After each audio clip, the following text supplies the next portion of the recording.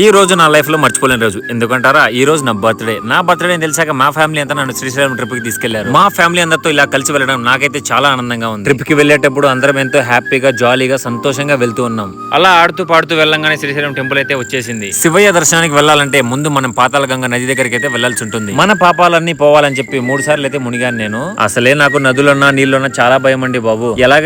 ఎలాగో అలా నీళ్ళలో మునిగైతే వచ్చేసాను. దేవుడి దర్శనం అయితే చాలా బాగా జరిగింది. అండ్ శ్రీశైలం వచ్చాక శ్రీశైలం డ్యామ్ చూడకుండా ఉంటామా? నేను ఒక్కనే చూస్తే సరిపోదు కదా, నా ఫాలోవర్స్ కూడా చూడాలి. అందుకే మీకు కూడా చూపిస్తున్నాను. ఒకసారి చూడండి శ్రీశైలం డ్యామ్ ఎలా ఉంటుంది ఏంటి అని. డ్యామ్ అయితే చాలా బాగుందండి. అండ్ ఈ రోజు ఈవినింగ్ వరకు ఉంటే డ్యామ్ గేట్స్ అయితే ఓపెన్ చేస్తారని చెప్పారు. బట్ అంత టైం లేక మేము వచ్చేసాము. శ్రీశైలం నుంచి ఇంటికి వస్తుంటే దారిలో గువ్వల చెరువు దగ్గర పాలకోవా ఫేమస్ అని చెప్పినాను. ఎలా ఉంటుందో ఏంటో అనుకున్నాను కానీ బాబోయ్ ఆ టేస్ట్ మాత్రం అదిరిపోయిందండి. మీరు కూడా ఈ స్వీట్ టేస్ట్ చేయాలనుకుంటే కడపకి వెళ్ళే దారిలో గువ్వల చెరువు దగ్గర ఈ పాలకోవా అమ్ముతారు, వెళ్ళి తినండి. ఏ మాటకి ఆ మాట అండి. Srisailam temple and Srisailam dam మాత్రం అదిరిపోయండి. చూడడానికి 2 కళ్ళు సరిపోలేదు. ఈ బస్ జర్నీ ఇవన్నీ మన వల్ల కాదండి బాబు, ఎక్కలేని వాంతులనే వస్తాయి.